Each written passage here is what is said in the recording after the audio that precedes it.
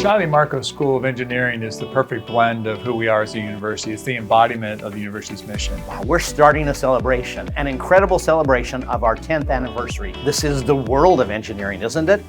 We are creating the future. I'm always excited by the students, by talking to the students. When we first did the school, one of the kids came up to me and said, "I'm so excited." And I said, "I am too." And I said, "Why are you excited?" And he said, "Because I'm going to graduate from a named school." Now that apparently carries weight with the kids. It makes you feel more involved, more with it.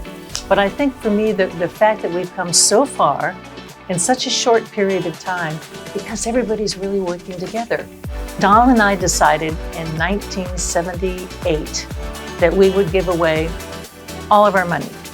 It's a lot of responsibility when Donald passed for me to decide where it goes.